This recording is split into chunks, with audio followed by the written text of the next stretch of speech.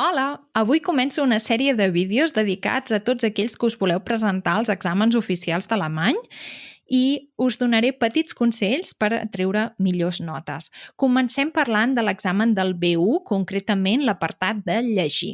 Aquest apartat té 5 exercicis diferents. Si completéssiu tots els exercicis correctament, podríeu treure un màxim de 30 punts i això significaria haver tret un 100.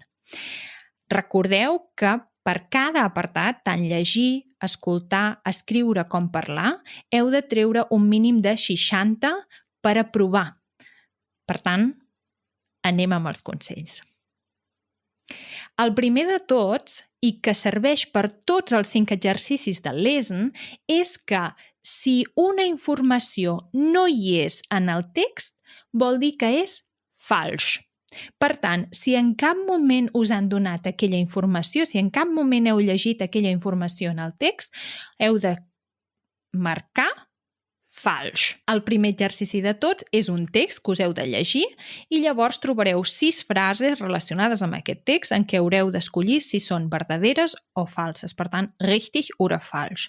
Per cada frase us donen un punt. Per tant, 6 punts en total. El segon exercici són 2 textos.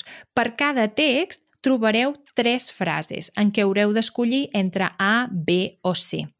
Per tant, llegiu un text, feu les 3 frases, llegiu l'altre text i contesteu les 3 altres frases. Tornen a donar un punt per a resposta, per tant, 6 punts en total. El tercer exercici és el de relacionar les situacions amb els anuncis.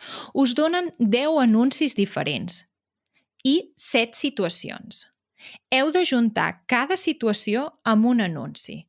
Penseu que un ja us el donen d'exemple. Per tant, aquell anunci que és d'exemple no pot tornar a sortir. Per tant, ja el podeu tatxar, ja el podeu subratllar el que vulgueu perquè aquest no sortirà més. Ens en queden 9. Heu d'anar relacionant cada situació amb l'anunci que es correspon. Alerta perquè hi ha anuncis que són molt semblants. Només heu de trobar aquell que s'hi escau. Una cosa que sempre és així és que una situació no té anunci. Per tant, en aquella situació que no trobareu l'anunci relacionat, hi heu de posar un 0.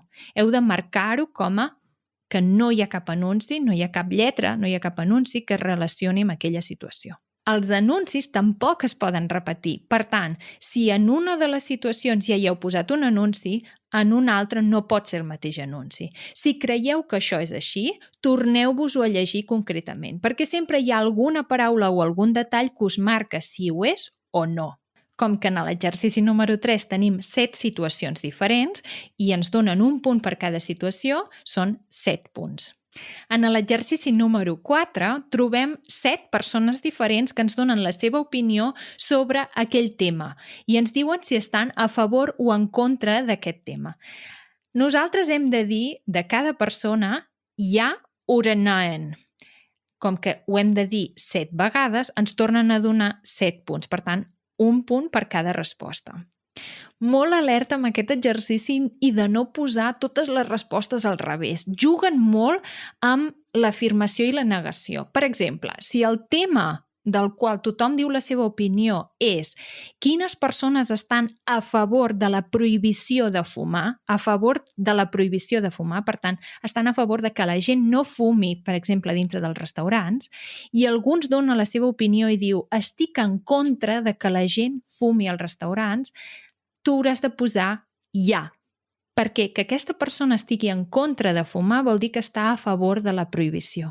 Veieu el joc de paraules, no? A favor, en contra, prohibició de que fumin.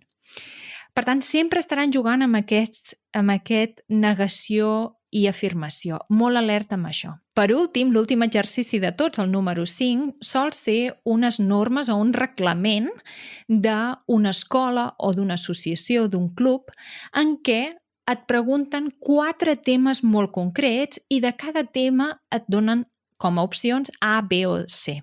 Com que us pregunten 4 coses, us donaran 4 punts, un per cada cosa que contesteu.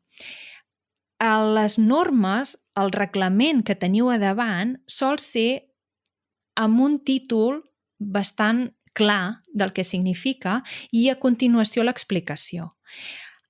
Aquest exercici l'hauríeu de fer molt ràpid, us donen molt poc temps per fer aquest exercici perquè podeu buscar la informació directament allà on és. Per tant, si us pregunten sobre les absències a classe, podeu anar directament a l'apartat que posa absències o quan no pots venir a classe. La dificultat d'aquest exercici és el vocabulari. Com que són unes normes, unes lleis, el vocabulari és una mica més formal i, per tant, us pot descol·locar una mica el fet de buscar la informació.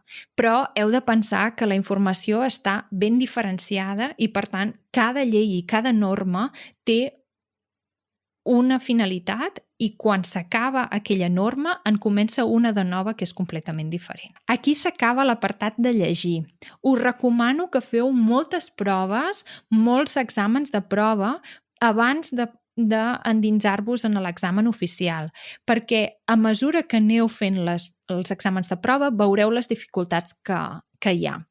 Si teniu qualsevol dubte, escriviu-m'ho als comentaris. Que vagi molt bé. Adéu, ciao, ciao, tschüss.